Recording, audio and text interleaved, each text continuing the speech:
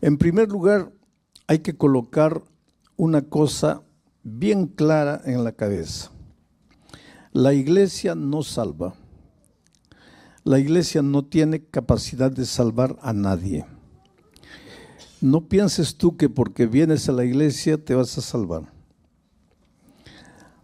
Pero la iglesia juega un papel importantísimo en la vida del cristiano. Tú no eres cristiano porque vienes a la iglesia. Pero por favor, no digas que eres cristiano si no estás en la iglesia. La iglesia, de acuerdo a las enseñanzas de Jesucristo, Cristo es la cabeza y la iglesia es el cuerpo. Otra figura que Jesús usa en la Biblia para referirse a la iglesia es que Él es el esposo, Jesús es el esposo, la iglesia es la esposa. O sea, Jesús respeta mucho su iglesia. Él se considera la cabeza y considera a la iglesia su cuerpo. Tú no puedes ir donde una persona y darle un beso en la frente y un puntapié en la canilla. Decir, yo amo a Jesús, pero no quiero saber nada con la iglesia. ¿Cómo es eso? Yo amo a Jesús, no quiero saber nada con la iglesia. Porque Jesús y su iglesia son una misma. Cristo es la cabeza, la iglesia es el cuerpo. O si yo te invito a cenar en mi casa y te digo así, mira, ven, a las 8 de la noche te espero, voy a preparar un tallarín al pesto, delicioso, una de mis especialidades. Estás invitado, pero por favor no me traigas a la sinvergüenza de tu esposa. ¿Qué hombre que se presa de ser hombre aceptaría una invitación de estas? Porque yo y mi esposa somos una persona. Si tú no puedes recibir a mi esposa, ¿por qué me quieres recibir a mí? Entonces, yo encuentro en la vida muchas personas que dicen así, pastor, yo ya le entregué mi vida a Cristo. Yo amo a Jesús con todo mi corazón. Jesús es lo mejor que pudo haber sucedido en mi vida. Pero yo no quiero saber nada de la iglesia. ¿Cómo es eso? Amas a Jesús, pero no amas a su iglesia. Amas la cabeza, pero no al cuerpo. Amas al esposo, pero no a la esposa. ¿Cómo funciona eso? Es bonito de decir, pero no tiene sentido, no tiene lógica. Porque lo más precioso que Dios tiene en esta tierra es su iglesia. Y la iglesia no está formada por ladrillos, por paredes, por columnas. La iglesia está formada por seres humanos. Tú eres la iglesia. Nosotros todos juntos somos la iglesia. Y la iglesia de Dios en esta tierra es débil y defectuosa. Porque somos seres humanos en proceso de crecimiento espiritual. Yo siempre digo que esta iglesia no es perfecta porque yo soy miembro de esta iglesia. Porque si yo no fuera miembro, la iglesia sería perfecta, ¿no es cierto? Imagina, si todos los miembros de la iglesia fueran como tú, y tú te conoces mejor que nadie, con tu carácter, con tu manera. Si todos los miembros fuesen así, ahí la iglesia sería perfecta, ¿no es cierto? Una iglesia linda. No, pues hermanos. Pero Dios nos ama y nos quiere en su iglesia. Pero como estamos en su iglesia, pues la iglesia no es perfecta. Está lleno de flaquezas, de debilidades. Suceden cosas en la iglesia que no deberían suceder. A veces nos frustramos, a veces alguien dentro de la iglesia te mira mal, o alguien chismea de ti, o alguien no te saluda, o alguien no te cae bien. Hay muchos hermanos que dicen, mira, yo a ese no lo trago. Somos una iglesia humana, pero por el hecho de ser una iglesia humana en proceso de perfección, no dejamos de ser la iglesia de Dios. Y te digo una cosa, Te voy respondiendo algo, porque hay mucha gente que dice, todas las iglesias son de Dios, porque todas nos llevan a Dios. Pero la Biblia no enseña eso. Dice que cuando Cristo venga, solo va a encontrar ovejas y cabritos. No dice ovejas, cabritos, elefantes, jirafas, ciervos, venados. Solo dos, ovejas y cabritos. Cuando Cristo venga, va a encontrar solo vírgenes prudentes y vírgenes insensatas. No dice prudentes, más o menos prudentes, casi prudentes. Solo dos grupos. La iglesia del valle y la iglesia de la montaña. La iglesia que edificó en la arena y la iglesia que edificó en la roca. Solo dos iglesias. Usando simbolismo, la iglesia vestida de blanco de Apocalipsis 12 y la iglesia vestida de rojo. Solo dos iglesias. ¿De dónde sacamos los seres humanos que hay muchas iglesias y que todas las iglesias llevan a Dios? Ahora, alguno de ustedes está esperando que yo diga que la iglesia de Dios es la iglesia adventista del séptimo día. Ahí no voy a decir eso. Pero pastor, ¿usted no es miembro de la iglesia adventista? Claro, yo soy miembro, no solo soy miembro, soy pastor de la iglesia adventista del séptimo día. Pero yo no soy adventista del séptimo día por el nombre. Y cuando tú busques la iglesia de Dios en esta tierra, no busques a la iglesia por su nombre, búscala por sus características, no por el nombre. Yo me acuerdo que cuando era un joven misionero en la selva, iba a haber una ceremonia bautismal y yo no podía bautizar porque los pastores de la iglesia adventista, si no estamos ordenados, todavía no podemos bautizar, a no ser que nos den una autorización especial y no haya ningún pastor ordenado presente. Entonces yo no podía bautizar. Le escribí al presidente, le dije, mire, tengo candidatos para el bautismo. El sábado vamos a tener un bautismo bonito. Y mañana en la noche voy a explicar por qué una persona necesita bautizarse. No es un detalle simple en la vida del cristiano, es muy importante. Pero ¿por qué? Teológicamente, mañana les voy a mostrar por qué una persona debería bautizarse. Y si tú me dices, pero pastor, yo ya fui bautizado cuando era un niño, mañana te voy a explicar cuánto vale el bautismo de cuando eras un niño. Pero pastor, ya fui bautizado antes de conocer todo el mensaje cristiano. Entonces te voy a explicar mañana con la Biblia todas esas cosas relacionadas con el bautismo. Pero bueno, íbamos a tener un bautismo y el presidente me dijo, te voy a mandar un pastor jubilado. ¿Cómo se llama el pastor? Mateo Aguilar. Pero yo no lo conozco. Entonces él me dijo así, eran los tiempos de los telegramas, de las cartas. No había fax, no había celular, no había WhatsApp, no había nada de eso. Entonces él me mandó una carta. Mira, el pastor Aguilar es una persona alta. Segundo lugar, es jubilado, ya es de edad.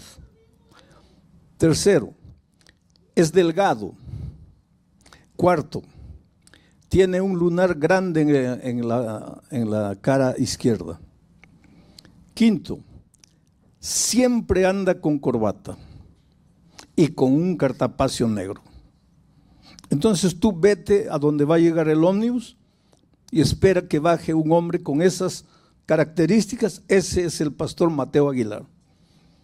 Y pues yo me fui a la ciudad donde llegaba el ómnibus. Llegó el ómnibus, comenzaron a bajar los pasajeros y yo con las características anotadas. La primera persona que bajó fue el ayudante del conductor, un muchacho, todo mal vestido. Lo miré descartado, dice, no puede ser, porque el pastor Aguilar es hombre de edad. La segunda persona fue una dama, no, tampoco puede ser, porque el pastor Aguilar es hombre. La tercera persona que bajó, un hombre gordo, así todo mal vestido. No, ese tampoco. Y pues fui confiriendo todas las características hasta que bajó un hombre alto, terno, corbata, cartapacio negro, un lunar aquí. Confería todas las características. Entonces yo me acerqué, buenas tardes, Pastor Aguilar. Y él me miró, ¿tú eres el pastor? Sí. ¿Y cómo me conoces? No. ¿Y cómo sabes que soy el Pastor Aguilar? Tengo las características. Entonces, si tú me preguntas, soy pastor, ¿cómo puedo saber cuál es la verdadera iglesia? Características. Características. Ese no es mi tema esta noche. Pero ese es un tema interesante de estudiar y deberías estudiar ese tema para conocer cuáles son las características bíblicas de la verdadera iglesia de Dios, porque Dios sin duda tiene una iglesia en nuestros días, en nuestro tiempo. Yo voy a hablar más bien de la naturaleza de la iglesia. Y ahora sí, con este preámbulo todo, entremos a la lectura del texto. Aquí Pablo está hablando de la iglesia de Dios. Dice, finalmente, sed todos, ¿todos quiénes? Todos los miembros de la iglesia, de un mismo sentir. Aquí comienzan los problemas y las dificultades. Todos los hermanos miembros de la iglesia debemos ser de un mismo sentir. Debemos ser unidos, pero no uniformados. Ser uniformado es una cosa, ser unido es otra cosa. ¿Y por qué debemos ser de un mismo sentir? Porque los verdaderos cristianos no nos guiamos por la emoción. Nuestro sentimiento tiene un fundamento racional, que es la palabra de Dios. Y si la palabra de Dios es única, entonces el sentimiento de todos tiene que ser el mismo sentimiento. Es interesante. El lunes yo me desperté de mañana. A las 6 de la mañana miré el celular lleno de mensajes y me asusté. Más de 100 mensajes en una noche, porque yo me acosté a las 11 de la noche y a las 6 de la mañana mi celular, y abrí. Sara, no mi esposa que está sentada viva ahí, gracias a Dios, Sara, mi hermana, decía, Sara ha muerto. Así, mensaje corto, Sara ha muerto. Pero era imposible, porque este domingo en Perú, donde mi familia, mis hermanos viven, se celebró el Día de la Madre. Y ella a mediodía se reunió con las otras hermanas carnales, con los hijos, la familia, comieron, almorzaron, se rieron, se tomaron fotografía, y a las 7 de la noche ella estaba muerta. Cuando una persona está enferma, nos preparamos, ¿no? Psicológicamente, emocionalmente, nos vamos preparando. Pero cuando alguien está sonriendo, comiendo, feliz, y 5 horas después está muerto, es un choque para todos. Y mis hermanos, pues yo soy el pastor de la familia, ¿no? Mis hermanos viven en diferentes países, todo el mundo viajó para allá. Y mis hermanas claman, ¿y tú? Yo le digo, mira, yo estoy en una campaña evangelística.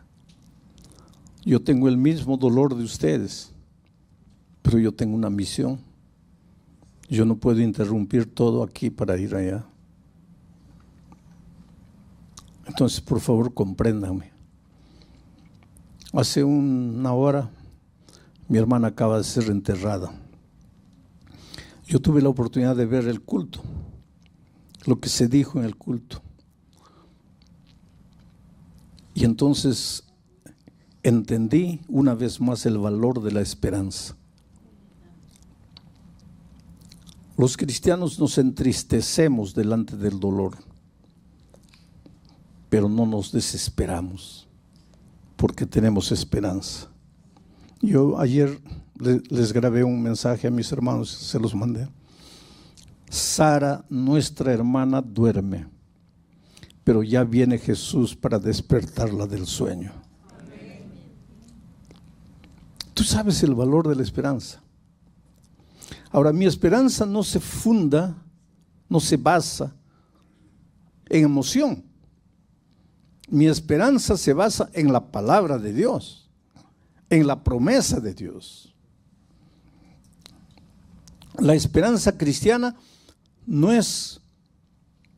tiene el mismo concepto de la palabra esperanza del diccionario. Porque esperanza en el diccionario es esperar que suceda algo. Pero esperanza en el sentido teológico es la convicción de que lo que Dios ha dicho se va a cumplir. No es esperanza, no es ojalá que se cumpla. Mi hermana ha muerto, pero la palabra de Dios dice que ella duerme y que cuando Jesús vuelva va a resucitar.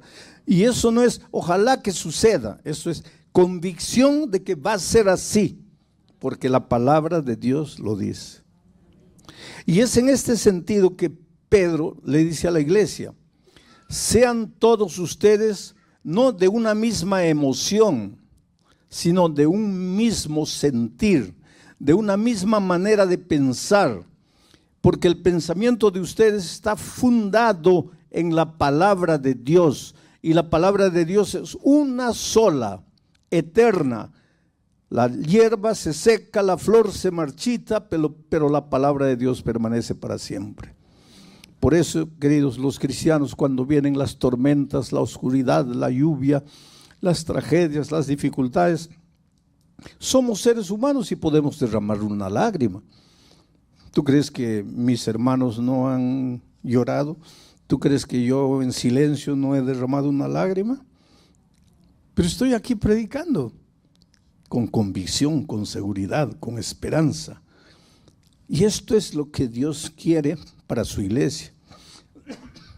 No que cada uno piense como quiera. Y el hecho de que cada uno no puede pensar como quiera, no es que Dios es enemigo de la libertad. Tú eres libre, pero eres libre para aceptar o para rechazar la palabra de Dios. Tú no eres libre para tomar la palabra de Dios y decir, bueno, aquí dice blanco, está bien, está escrito, pero yo creo que es rojo. Esa libertad Dios no te ha dado. Dios te ha dado libertad para, aquí dice blanco, pero yo no acepto que sea blanco. Eso puedes hacerlo. O acepto, pero decir no, y querer crear tu propio raciocinio para explicar que este blanco es rojo, esa libertad Dios no te ha dado. A los seres humanos Dios nos ha dado. El único que establece lo que es principio, lo que es valor, es Dios, no es el hombre. El hombre puede aceptar los principios y valores establecidos por Dios o puede rechazarlos, pero no puede raciocinarlos. No puede adaptarlos, no puede cortarlos, ni por aquí ni por allá. En Brasil tenemos una expresión, eu acho. ¿Cuántos brasileños hay aquí? ¿Ah? El eu acho. ¿Qué es ese eu acho? Eu creo, yo creo. A mí me parece, yo creo. Delante de la palabra de Dios no hay yo creo. No puedes tú tomar la palabra de Dios y adaptarla a tu manera de pensar, adaptarla a tu cultura, adaptarla a tu antojo. O tú aceptas la palabra o la rechazas. Y la palabra no es el pastor. La palabra no es la junta de iglesia. La palabra es la palabra. Por eso tienes la palabra de Dios en tus manos, para que con tus ojos veas lo que está escrito. Esto es lo que Pablo le está dando a la iglesia, diciendo a la iglesia. Sed todos de un mismo sentir, compasivos. Esa palabra compasivos, en realidad en el original griego, debería decir así, dice, pero no ha sido traducido así. Dice, sean empáticos, pero en esos tiempos no existía la palabra empático como nosotros tenemos hoy. ¿Qué cosa es ser empático? Es colocarme en el lugar del otro antes de juzgarlo. Los Pieles Rojas en los Estados Unidos, ellos dicen, que si quieres criticar a un cojo, si quieres criticar a una persona que anda cojeando, primero colócate sus zapatos y camina 5 kilómetros con el zapato del cojo para entender por qué cojea. Esto es interesantísimo. Eso es empatía. Ves en la iglesia uno medio antipático, antes de condenarlo, antes de juzgarlo, antes de emitir tu opinión, pregúntate dónde nació, cuándo nació, de dónde viene, quiénes fueron sus padres, cómo fue criado. Por ejemplo, yo fui criado con amor, con mucho amor por parte de mis padres. Fui criado con valores, con principios, con la educación, con la palabra de Dios en mi mano. Y de repente, una persona que nació, creció, fue maltratada de niño, fue abandonado, vivió en la calle, aprendió a usar drogas, a beber, a fumar, y un día finalmente se convierte, viene a la iglesia. ¿Cómo vas a comparar la experiencia cristiana de ese hombre con todo el background que tiene, con mi experiencia espiritual, con una manera de crecer completamente diferente? Es injusto. Por eso en la iglesia lo que Pedro está diciendo es: no entres a la iglesia y comiences a mirar a las personas para juzgarlas. Si quieres juzgarlas, primero viste la ropa de él, vive la historia de él y después vas a entender por qué él es así. Porque la iglesia es un desfile, una acuarela maravillosa, hermanos. En la iglesia hay rosas lindas y maravillosas, rojas, hay otras blancas, hay otras amarillas, y hay otras que no son rosas, son claveles, y hay otros que son lirios, y hay otras que son amapolas. Dios en su iglesia tiene un jardín, características diferentes. Está el hermano hablador, habla hasta por los codos. Está el hermano que nunca habla. Está el hermano que sonríe, el hermano que nunca sonríe, parece un bulldog, pero es un hombre manso y dulce, pero no sonríe. Todos lo miran y le tienen miedo. Pero es que Dios caracteriza, por eso la iglesia no puede ser uniformada. Pero el hecho que no seamos todos iguales no quiere decir que no tengamos un mismo sentir. Podemos vivir en unidad, con un mismo sentimiento. ¿Por qué? Porque nuestro sentimiento no es emoción, está fundamentado en la palabra de Dios, que es única, eterna y que no cambia nunca.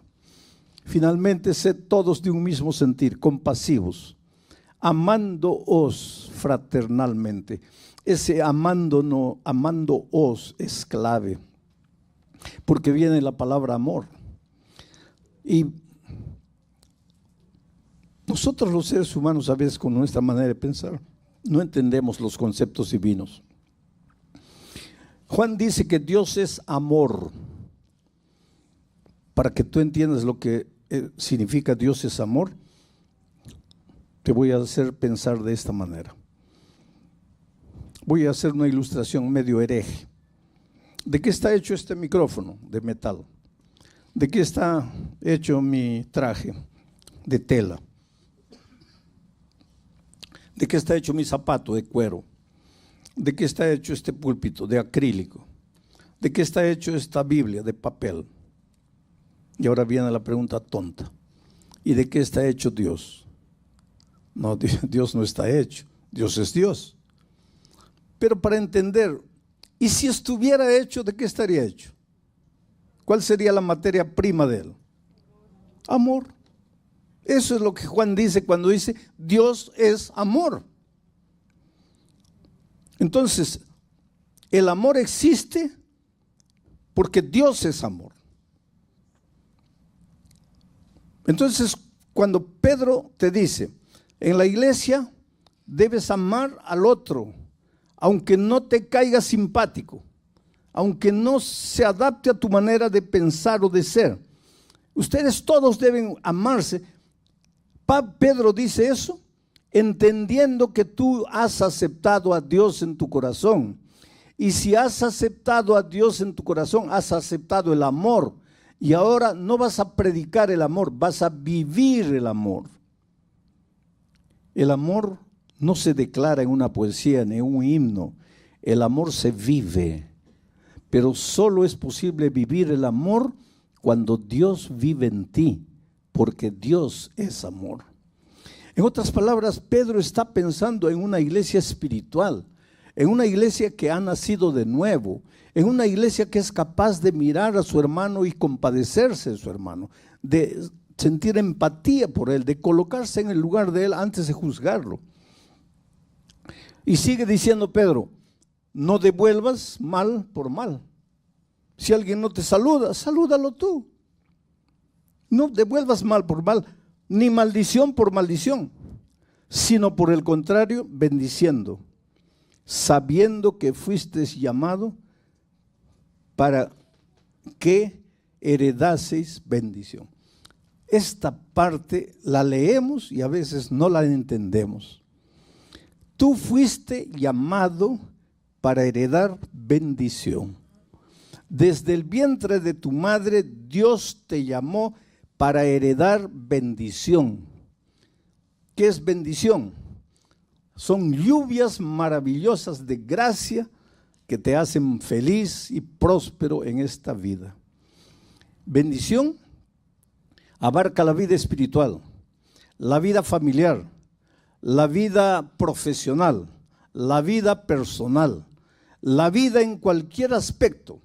Dios quiere que seas un hombre, una mujer bendito, que todo lo que tus manos toquen prospere, que cuando tú inicias una carrera profesional llegues al fin, que envejezcas feliz, con paz en tu corazón, que ya viejo y cansado veas a tus hijos prosperando, creciendo, tengas la alegría de ver a tus nietos y que cuando la muerte te alcance, que es el sueño y el descanso que todos dormiremos hasta la venida de Cristo, tú duermas en paz porque has sido bendecido. Tú has sido llamado por Dios para eso. Ahora me vas a decir, pero pastor, ¿por qué eso no es una realidad en mi vida? Está bonito ahí, he sido llamado para una vida de bendición, pero ¿dónde está la bendición? Es que si la bendición no ha llegado a tu vida, es tal vez porque todavía no has entregado tu corazón a Jesús. Tal vez hasta te has unido a la iglesia, pero no le has entregado el control de tu vida a Dios. Por eso es que en la iglesia te incomoda la actitud de las otras personas. Por eso es que cuando entras a la iglesia te sientes medio mal. Por eso es que muchas veces entra a tu cabeza la idea, bueno, yo acepto a Jesús, pero la iglesia no. ¿Por qué? Porque hay gente orgullosa, porque hay gente mentirosa, porque hay gente soberbia. Mi padre una vez, yo le dije, papá, ¿tú conoces la palabra de Dios? Mi madre conoce hace años, nosotros hemos crecido en la iglesia. Y él me dice, mira, el otro día yo vi a un hermano que estaba predicando en la iglesia y lo vi con la Biblia en la mano en un bar bebiendo cerveza. Para ser hipócrita, sí, yo no quiero. Ese no es argumento, querido. Y hay mucha gente que dice, no, porque yo lo vi a él haciendo algo indebido. Así que ese es argumento para que tú no pertenezcas a la iglesia de Dios, para que tú no formes parte del pueblo de Dios, no puede ser. Yo siempre uso una figura interesante. En los tiempos antes del diluvio, Dios quería salvar a sus hijos. La gente estaba perdida, no quería saber nada de Dios, pero Dios quería salvar a sus hijos. Y Dios llamó a Noé y le dijo, mira Noé, voy a destruir el mundo con un diluvio. Hasta ese día nunca había caído una gota de agua del cielo. No existía lluvia. Y me vas a decir, ¿y cómo se irrigaba la tierra? Se irrigaba con un vapor que salía de la tierra, pero no caía agua del cielo. Entonces, cuando Noé salió a predicar diciendo, Dios va a castigar este mundo con un diluvio, todo el mundo pensaba, Noé, estás loco. Va a llover, estás loco. Nunca ha caído una gota del cielo. ¿Cómo es que va a caer agua del cielo? Estás loco. Y eso nos enseña que el mensaje que tenemos que predicar en este mundo a veces parece un mensaje loco. ¿Cómo loco? Todo el mundo trabaja de lunes a sábado. El domingo descansa. Y tu mensaje es loco, porque tú dices, el sábado hay que descansar porque Dios dice. Estás loco. ¿Cómo estás loco? Pero tú sabes que no estás loco, porque es la palabra de Dios que llegó a ti. Y Noé sabía que no estaba loco porque Dios le dijo, va a caer un diluvio. Y el diluvio llegó. Solo que Dios le dio una orden a Noé. Todos los que entren al arca se van a salvar, porque cuando el diluvio caiga y las aguas suben, los que están dentro del arca estarán salvos. Y él predicó, y él enseñó, y mucha gente simpatizó con Noé, y mucha gente le dio dinero, le ayudó a construir el arca, pero como no creían que iba a llegar el diluvio, no entraron al arca. Solo entró Noé, su esposa, sus hijos y sus nueras, y las puertas se cerraron. Solo que al arca entraron también los animales. Tú conoces la historia, no te voy a explicar detalles. Imagínate la cantidad de animales que había dentro del arca. Ahora imagínate el olor del arca, dentro del arca, porque no había un sistema de desagüe. No existía nada. ¿A dónde iba el olor de tanto animal dentro del arca? ¿Tú podrías soportar cuánto tiempo respirando dentro del arca? Era una cosa nauseabunda, era una cosa asquerosa, era una cosa horripilante, pero era el único lugar donde los hijos de Dios que creyeron en su palabra se salvarían, trayendo la idea para nuestros días. Este es el arca. La destrucción va a llegar, queridos. Este es el arca. Y a veces el olor dentro del arca, y no estoy hablando de olor físico, el olor moral, el olor de las características, de los temperamentos. Sin embargo, este es el arca. Tienes que entrar. Tienes que aprender a convivir con los hermanos dentro de la iglesia, con las diferencias. Tú mira al Señor Jesucristo y camina y sigue a Jesús. Que te dicen, que no te dicen, que te saludan, que no, tú a Jesús y sigue caminando. Y como Jesús dice que Él es la cabeza y este es su cuerpo, tú tienes que estar aquí en el cuerpo, formando parte del cuerpo, aunque los hombres hagan lo que hagan. Muy bien. Ahora miren cómo termina este versículo 9. Tú has sido llamado para la bendición, pero para que la bendición sea una realidad en tu vida, pues tienes que aprender a convivir con los hermanos en un mismo sentir, compasivo, amándose fraternalmente, etcétera, etcétera. Ahora miren el versículo 10 cómo empieza. Porque el que quiere amar la vida y ver días buenos, la bendición, refrene su lengua del mal, apártese del mal, haga el bien, busque la paz y sígala. Aquí hay mucho para reflexionar. Refrena tu lengua del mal. No hables, no chismees, no digas lo que imaginas. Y si escuchas algo, que muera en ti. ¿Por qué pasas por el otro? Tú has escuchado o has visto alguna vez esa ilustración. Si yo vengo aquí a la señora y le digo en el oído, y después tú le pasas mi mensaje a ella en el oído, y tú en el oído, tú en el oído, y yo te digo, el cielo está azul y esplendoroso. Dile a ella, ahí tú le dices a ella, el cielo. Y ella, y cuando llega allá, no es nada de lo que yo le dije a ella, porque allá llegó todo distorsionado. El chisme es así. Entonces, refrena tu lengua. No, has escuchado. ¿Qué has escuchado? Tú quieres bendición, tú has sido llamado para hacer una bendición en la tierra, para ser un hombre, una mujer bendecido. Pero si quieres que eso sea una realidad, aprende a controlar tu lengua. Que tus labios no hablen mentira, no hablen engaño. Apártate del mal, haz el bien, busca la paz y síguela. ¿Por qué tienes que estar peleando? ¿Por qué tienes que estar discutiendo? Nadie pierde por callar la boca. Reflexiona. Pero todo eso viene de Dios. Si tú no le abres el corazón a Dios, si tú no permites que Jesús viva en tu vida, estas características nunca van a ser realidad en tu vida. Y como consecuencia, la bendición va a ser un sueño, una ilusión, pero no una realidad que la puedes vivir. Y finalmente, miren la última parte.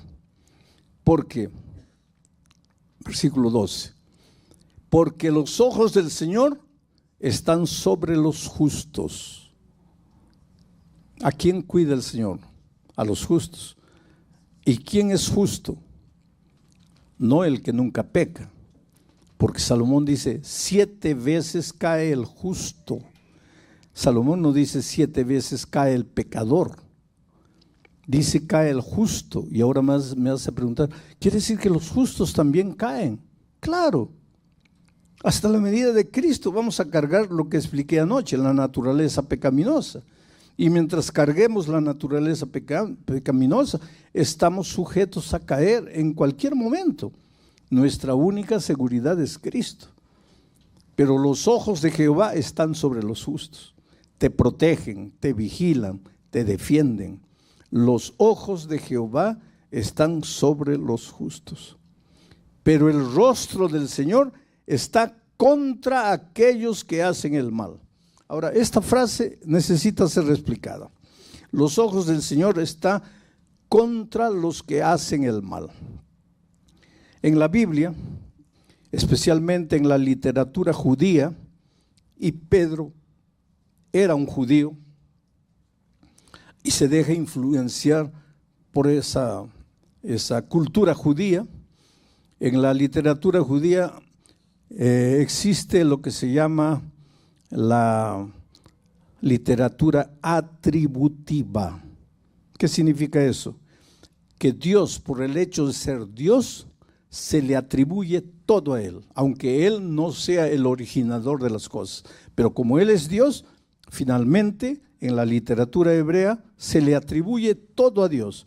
Como cuando dice, y Dios endureció el corazón de Faraón. No, Dios no endureció el corazón de Faraón. Pero es un estilo de la literatura hebraica para referirse al hecho de que Faraón endureció su corazón. Pero como Dios es Dios, finalmente la literatura responsabiliza a Dios.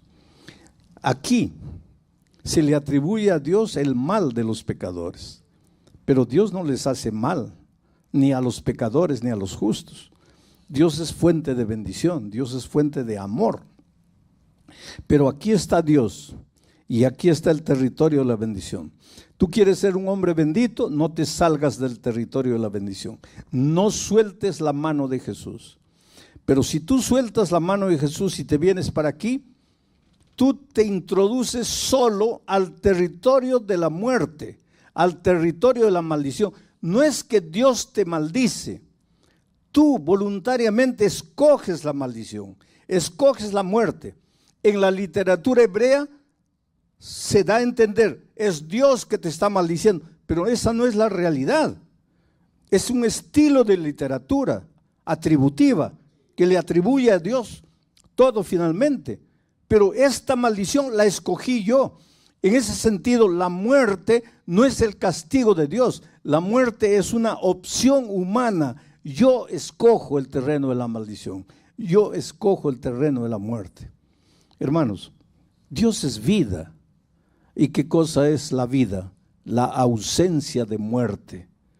Y si Dios es vida, en Él no hay muerte.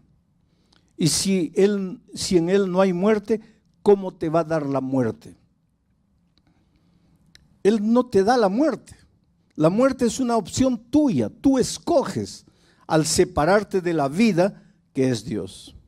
Y te voy a decir algo más que te puede asustar. Dios es amor y Dios es misericordia. Y hay mucha gente que malentiende la misericordia divina, porque últimamente escucho a mucha gente decir, Dios es amor, Dios es misericordia, y todo el mundo se va a salvar. No importa que viva como viva, que haga lo que haga, se va a salvar, porque Dios, siendo amor y misericordia, no va a matar a nadie. Y efectivamente Dios no va a matar a nadie, porque la muerte no viene de Dios. La muerte es una opción que tú escoges. Pero ¿qué pasa? Voy a hacer la ilustración. Aquí está el pecado. Y el pecado es muerte. ¿Por qué el pecado es muerte? Porque el pecado es alejamiento de Dios, alejamiento de la vida. Y si te alejas de la vida, entraste a la muerte. Aquí está el pecado. Cuando Cristo venga, Él viene para destruir el pecado. Del pecado no va a quedar ni raíz ni rama. ¿Por qué? Porque el pecado es lo más repulsivo a los ojos de Dios. ¿Y por qué? Porque el pecado te destruye, te anula, te hace sufrir, te trae dolor, te trae enfermedad. Dios te ama. Dios no puede aceptar el pecado bajo ninguna hipótesis, porque el pecado te hace padecer en este mundo de miseria. Entonces, cuando Él venga por segunda vez, viene para destruir el pecado, no para destruir a los seres humanos. Entonces, ¿todos se van a salvar? No, querido. Se van a salvar los que corran a la vida y acepten al Dios de la vida y vivan una vida de comunión con la persona vida. Pero si cuando Cristo venga, yo me agarro de aquí y no quiero soltar, y escucho la invitación divina, pero no quiero soltarme, y Dios me llama, pero el mundo me atrae, y el pecado me atrae, y me agarro del pecado, y no quiero soltar el pecado, cuando el fuego eterno caiga sobre el pecado, me va a tocar a mí, pero el fuego no vino para mí, vino para el pecado. ¿Y por qué morí? Porque no quise soltar el pecado. Por eso es que la Biblia dice, hoy es el día de buena nueva. Hoy es el día de salvación. Hoy Dios te llama. Oh querido, tú eres lo más precioso que Dios tiene en esta vida. Hoy es tu cumpleaños y nadie se acordó y nadie te dijo nada. Nadie te hizo un pastel. Dios sabe. Hoy tuviste un malentendido con alguien. Estás aquí, pero tu corazón está triste. Hoy recibiste una llamada telefónica de un lugar distante con una mala noticia. Inclusive pensaste en no venir. Estás tan arrasado. Dios te conoce. Dios sabe. Tú eres como un pajarito en las manos de Dios. Un pajarito herido. Y Dios te toma y te atrae a su corazón. Si tú aceptas el amor de Jesús y te dejas amar por Jesús, tú vas a sentir el palpitar, el latido del corazón de Jesús. ¿Cómo te ama? Fuiste llamado para hacer una bendición. Dios quiere que vivas una vida buena, que seas feliz, realizado. Vas a encontrar dificultades en la vida, pero Dios te va a ayudar a vencer. Pero para eso tienes que entregarle el corazón a Jesús. Tienes que rendirte a Él. Tienes que consagrarte a Él. Toda la semana he hecho invitaciones.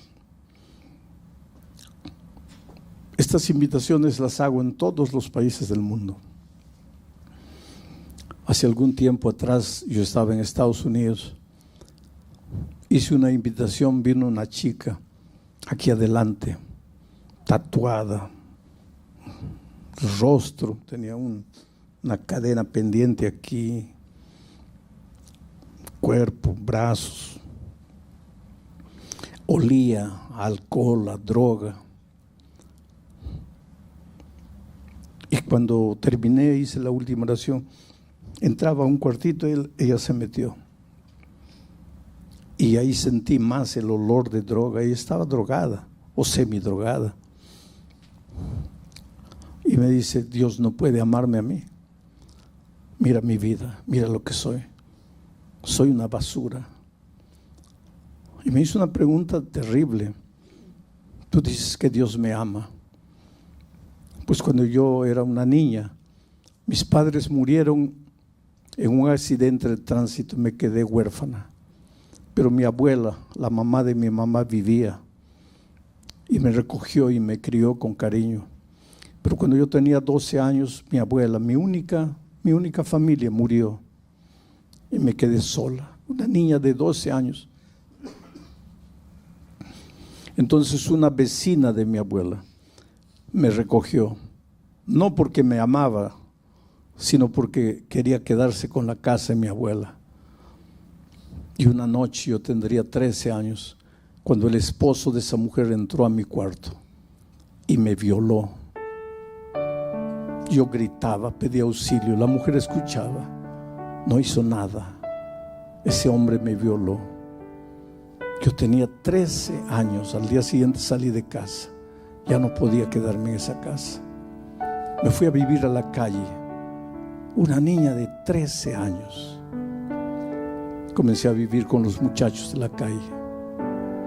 Fui violada una vez y otra vez y otra vez por los chicos de la calle. Aprendí a fumar, a beber, a usar drogas. Todo esto que ves en mi cuerpo es que quiero provocarme dolor, sufrimiento. Ahora vienes tú y me dices que Dios me ama. ¿Qué Dios? ¿Dónde estaba Dios cuando mis padres murieron? ¿Dónde estaba Dios cuando mi abuela murió? Dios me ama. ¿Dónde estaba Dios cuando ese hombre malo entró a mi cuarto y abusó de mí? Y yo clamaba. ¿Dónde estaba Dios? ¿Dónde estaba Dios cuando en las noches en la calle los muchachos abusaban de mí? ¿Qué Dios es ese? ¿Cómo puedes decir que Dios me ama? Querido, hay muchas cosas que yo no puedo explicar, pero yo sé que Dios te ama. Tal vez tú no tienes la historia de esa muchacha, pero más de una vez te has preguntado en la vida, ¿dónde está Dios? ¿Qué ha hecho Dios por mí? Estás vivo porque Dios quiere, porque Dios tiene un plan para ti. Desde que estabas en el vientre de tu madre. Ahora Dios te ha traído a esta familia que es tu iglesia. Una iglesia donde vas a encontrar gente que a veces te va a frustrar, te va a fallar. Pero este es el cuerpo de Dios. Esta es la iglesia de Dios. Entonces mi invitación para ti esta noche es la siguiente. ¿Aceptas al Señor Jesucristo como tu Salvador? ¿Y quieres formar parte de su familia en esta tierra? Yo te voy a pedir que te levantes y vengas. Si tú aceptas a Jesús y si tú deseas formar parte de la familia de Dios, a pesar de las imperfecciones que puedes encontrar en la iglesia.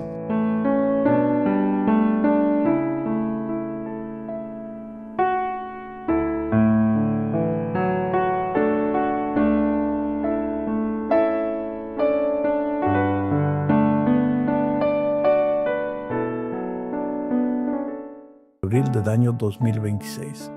El título de la lección es El rol de la Biblia. Sabes, en 1536, un hombre llamado William Tyndale fue ejecutado en Inglaterra.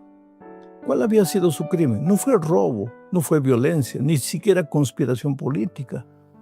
Su crimen en realidad había sido traducir la Biblia al inglés para que la gente común pudiera leerla.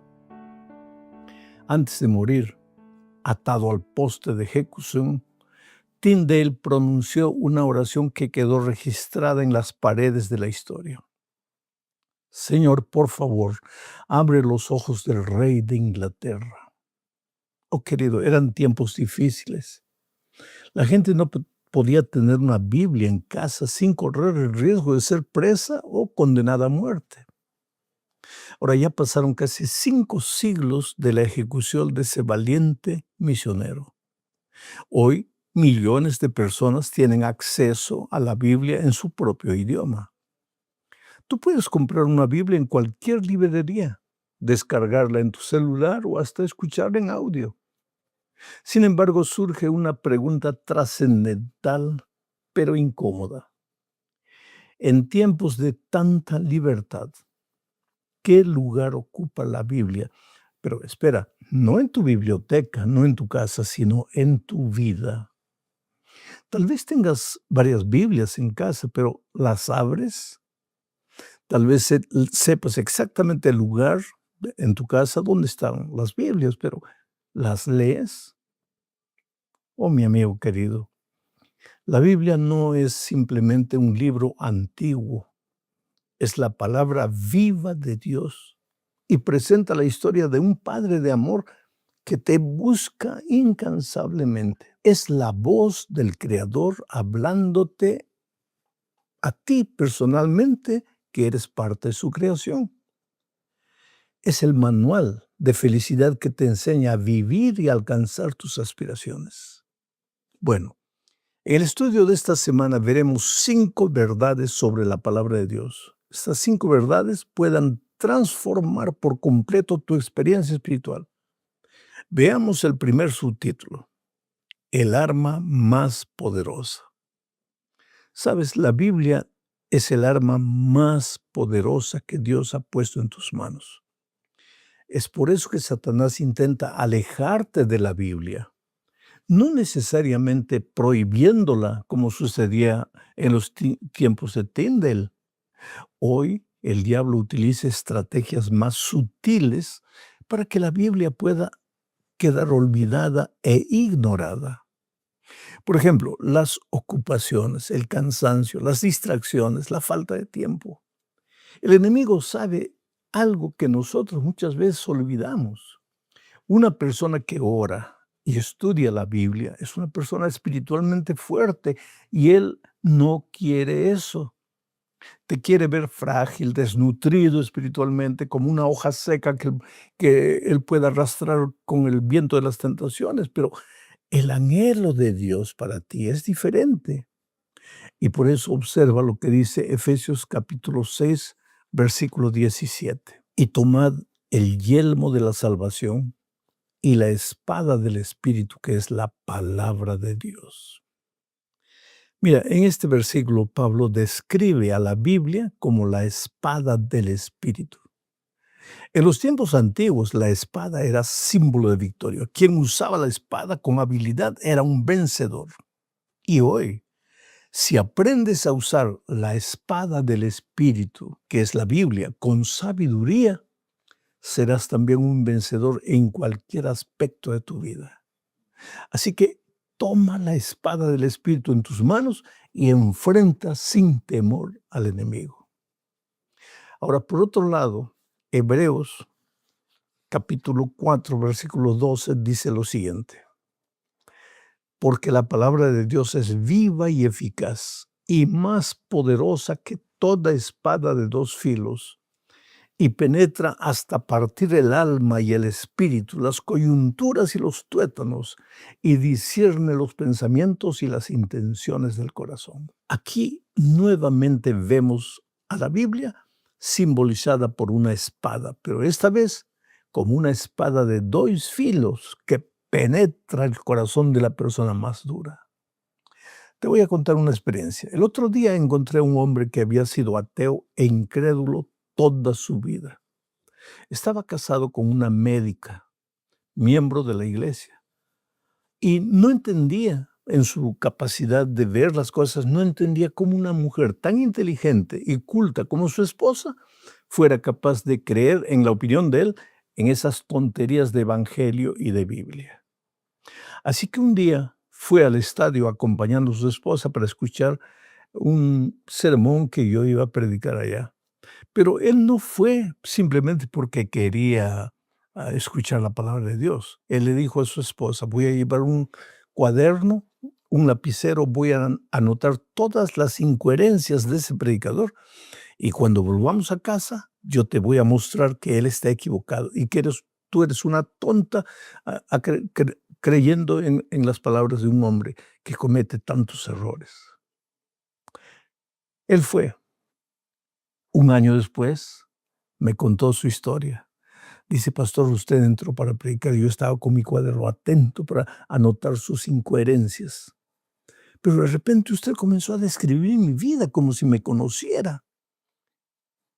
Dijo, entre otras cosas, hay noches que tú no puedes dormir atormentado por el peso de la culpa y ni siquiera sabes culpa de qué, porque aparentemente eres un buen ciudadano. Pastor, me llamó la atención, me concentré. Usted abrió la Biblia, sacó del texto bíblico ideas que yo estaba aplicando a mi vida en ese momento. Y cuando usted hizo un llamado para que las personas entreguen su vida a Cristo, de repente yo estaba adelante llorando, entregando mi vida a Jesús. Así es, mi querido amigo. La palabra de Dios es poderosa. Ese poder es visto a lo largo de las Escrituras de muchas formas. Por ejemplo, la palabra de Dios creó el universo cuando no existía nada. Resucitó a Lázaro, que ya estaba en estado de descomposición. Ya no había esperanza de resurrección y Cristo lo resucitó. El poder de la palabra de Dios también se manifiesta en el desierto de la tentación cuando sostuvo a Jesús frente a las tentaciones del enemigo. Cuando el Señor fue tentado en el desierto, no discutió con Satanás. Simplemente dijo, escrito está. Esgrimió la palabra de Dios y el enemigo fue derrotado. Pero querido, escucha una cosa, todo ese poder de la Biblia es inútil si dejas de abrirla y estudiarla. Porque si lo haces, si te olvidas de la Biblia, ocurre algo silencioso. Tu relación con Dios se debilita y poco a poco también se deterioran tus relaciones con las otras personas. Te vuelves más irritable, más impaciente, más estresado. No porque Dios se haya alejado de ti o te haya abandonado, sino porque tú dejaste de escuchar su voz. Ahora, vamos a la segunda parte de este estudio, bajo el subtítulo de La autoridad de las Escrituras. Quiero que sepas una cosa, mi amigo querido. La Biblia no es simplemente un libro de inspiración. Es la autoridad espiritual para la vida. Pablo, en segunda a Timoteo, capítulo 3, versículo 16, mira lo que dice, voy a leer. Toda la Escritura es inspirada por Dios y útil para enseñar, para redarguir, para corregir, para instruir en justicia. Esto significa que la Biblia no es simplemente una exposición de ideas humanas. Es verdad que seres humanos escogidos por el Señor escribieron la Biblia, pero Dios habló a través de esas personas. Por eso la Biblia enseña, corrige, reprende e instruye en justicia. Pero sabes, hay un peligro. Cuando te acercas a la Biblia, existe el peligro de intentar usarla solo para confirmar lo que tú piensas. Y eso no te va a ayudar mucho. Por otro lado, tú puedes escoger solo 2 o 3 textos que te gustan e ignorar los otros textos que te desafían. Sin embargo, el propósito de la Biblia no es adaptarse a nosotros los seres humanos. El propósito de la Biblia es transformarnos y necesitamos ser humildes para permitir que la Biblia nos hable y para ser sensibles y obedientes a la voz de Dios. De otro modo, ¿qué beneficio tiene la Biblia? No puedes leer la Biblia solo con un propósito informativo y luego dejarla de lado. No, no, no. Debes tener en cuenta que cada vez que abres la Biblia, te vas a encontrar con Dios, el Dios que te muestra el camino. Y ese camino te lleva a la vida eterna. Y en esta tierra a la felicidad. Y felicidad no es ausencia de problemas. Felicidad es saber lidiar, saber administrar los problemas. Bueno, vamos ahora a la tercera parte de este estudio, bajo el subtítulo de La verdad bíblica. La verdad. Vivimos, sabes, en una época en la cual muchos dicen, cada persona tiene su propia verdad. Pero si cada uno tuviera su verdad, entonces la verdad dejaría de existir. Jesús dijo algo que parece radical, parece. ¿Qué dijo él? Yo soy la verdad. O sea, la verdad no es solo una idea, es una persona. Y esa persona verdad, que es Jesús, se revela en la palabra de Dios.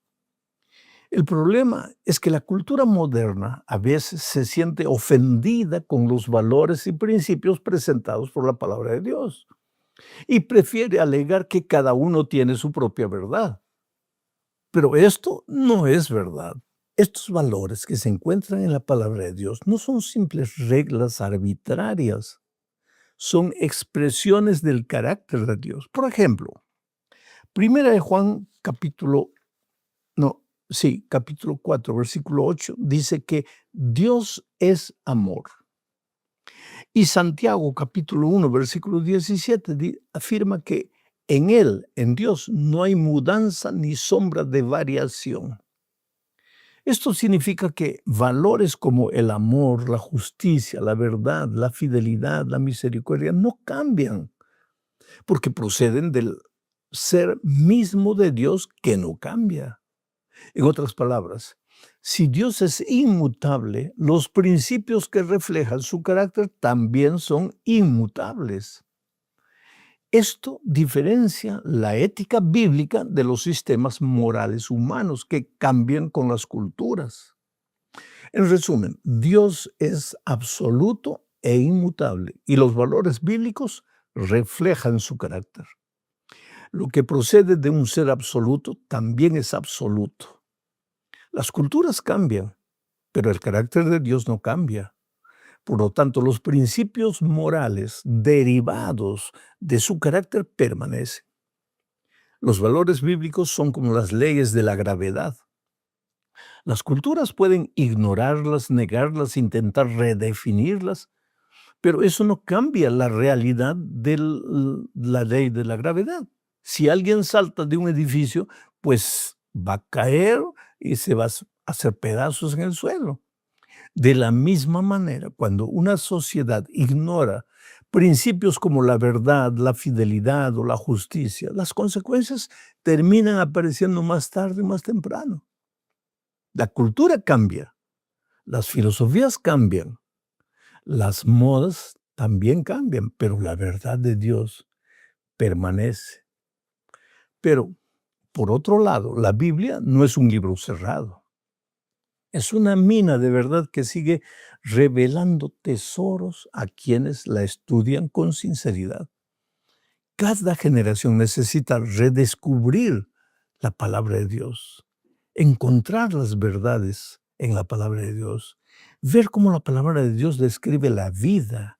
Entonces nuestra cosmovisión no será apenas humana, pasajera, fruto de la cultura, sino será fruto del estudio de la palabra de Dios.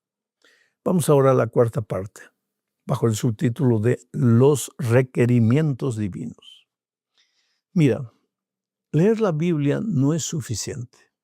La Biblia debe entrar en el corazón. David dijo en el Salmo 119, versículo 11, lo siguiente: En mi corazón he guardado tus dichos para no pecar contra ti. Esto significa que la palabra de Dios no fue dada solo para ser leída, no fue dada solo para ser colocada en la cabeza, fue dada para transformar la vida. Hebreos dice que la palabra de Dios penetra hasta lo más profundo del ser. Es como un bisturí espiritual, revela las motivaciones, corrige las actitudes y trae vida al alma.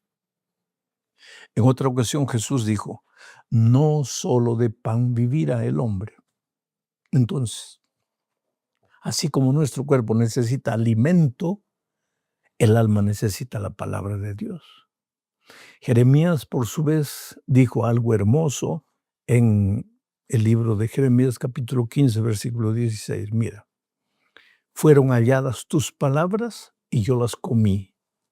Y tu palabra me fue por gozo y por alegría de mi corazón, porque tu nombre se invocó sobre mí, oh Jehová, Dios de los ejércitos.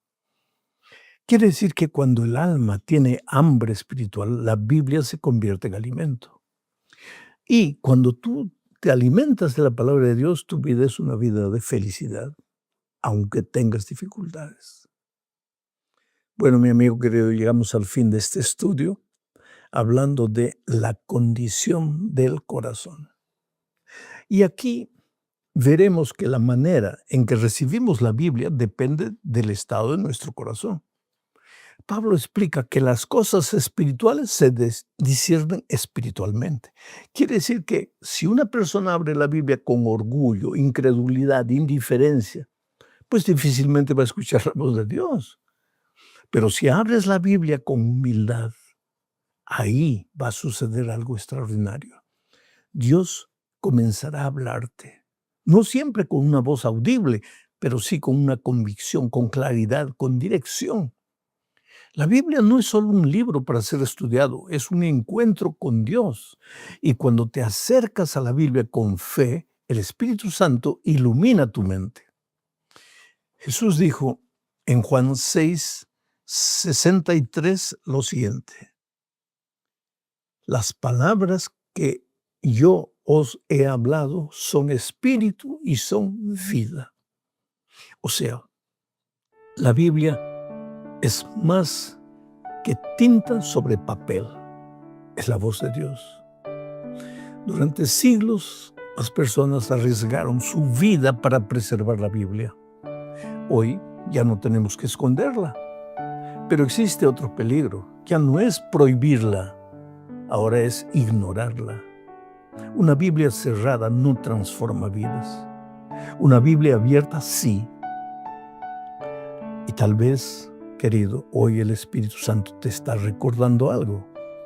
Tal vez tu Biblia ha estado cerrada demasiado tiempo. Tal vez tu vida se volvió demasiado